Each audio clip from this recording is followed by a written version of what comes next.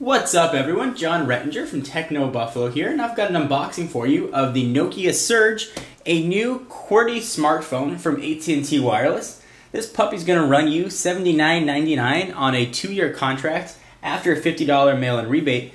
This is running the Symbian S60 wireless operating system, which is the most popular mobile OS in the world, and I've never used it, so I'm actually really looking forward to giving it a whirl. The fact that it hasn't penetrated the US market as much as it has Europe and the rest of the world is quite interesting. So I am excited to get cracking. So let's go ahead and open this up, and you know what we got to open it with, the big old back. So I'll go ahead and dig in. I'll try not to stab myself.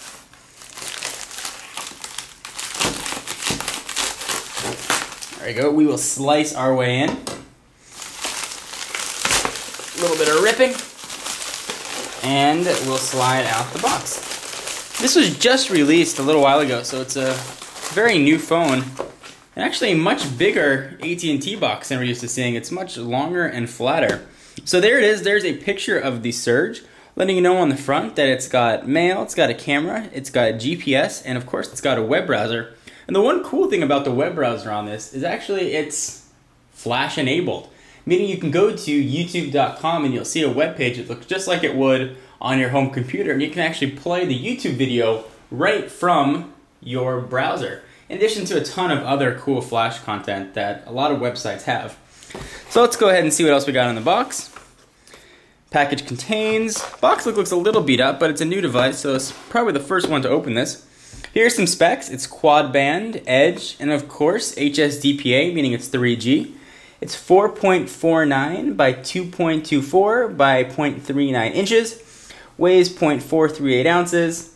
It's got a 2.4-inch display up to 16 million colors at 240 by 320, which is very nice. It's got a pretty beefy battery, up to 4 hours talk time, and standby time up to 16 days. And it's got Bluetooth and full HTML browser, flash support like I mentioned, instant messaging, PDF, and the rest of those smartphone features that you would expect. So let's go ahead and take a look at the device. We'll go through all those features when we do the review. When I do the review, using the royal we. So here it is. Welcome to AT&T on top of the box. Pretty simple AT&T fare that we're used to seeing. Here is the device, and as usual, we'll just put that off to the side for a minute. Looks like the battery is tucked into the side. Go ahead and pull it out. Let's see how big this battery is. It's the Nokia BP4L. I know that they label a lot of their batteries. 3.7 volt, 1500 milliamp hour battery, which is really nice. It's kind of thin, so it's nice to see that big a battery in that small package. Let's see what else we got in the box. We've got the charger. Let's see what kind of charging port. Using a proprietary Nokia port.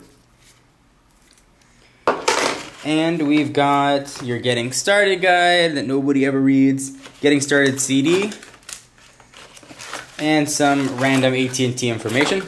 Nothing that exciting over there. So let's go ahead and take a look at the phone. And it's got a nice feel to it. It's definitely a plasticky material. We'll go over all this in the review. Let's take a look at what we have on the front. We've got a 4-way navigational pad. Looks like there are 2 buttons that'll probably light up when it's powered on right there. And there are a few others right on the side as well, but it looks like they need to have power, so they're probably backlit. We've got 3 hard buttons right there, and you've got your full slide-out QWERTY keyboard. On first blush, it does appear to be a very usable keyboard with some nice throw in the keys. It's got a great big space bar, which I like, but we'll go through all that in the review. Alright, take a look at the top of the device. You've got your 2.5mm headset jack. Looks like it can also be used for the charging port. I believe that'll probably fill right in there. We have, looks like there's a USB port. Feels like it's probably micro USB. Let's take a look. Although interestingly enough, there weren't any micro USB accessories, so that was quite interesting. Yep, micro USB. Nothing on the bottom. On the side of the device, you've got your volume rocker, and it looks like a camera button to power this camera right here. So let's go ahead and power this thing on and take a walkthrough. I know some of you guys like to see the inside of the phone, so here we go. There's your SIM card slot, and the battery just slides right on it. Go go ahead and put this back. And this back goes on very similar to the G1. I mean, you got to push a button on the bottom and kind of slide your thumb all the way around to take off the back. Let's go ahead and power this on and see what it looks like. So the power button, the back's not snapped on there.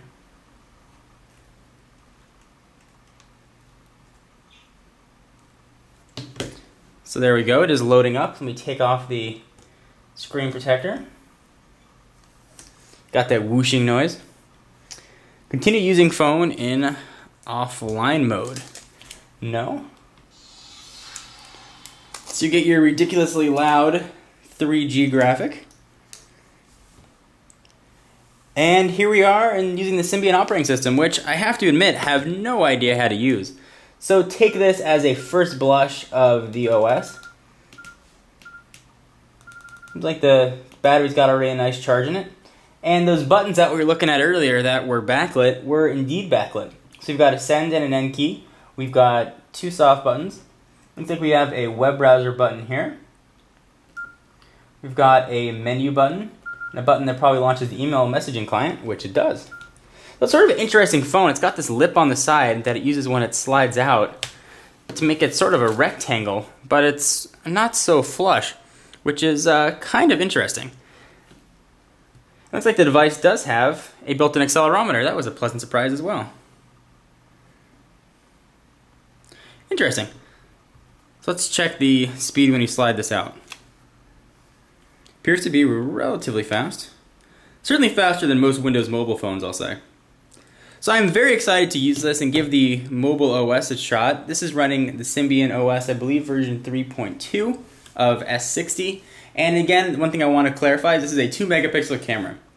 So I hope you enjoy. For exclusive content, be sure to check me out on Twitter, twitter.com/John4Lakers. And if you want to learn more about TechnoBuffalo, twitter.com/TechnoBuffalo. See you guys in the next video. Bye-bye.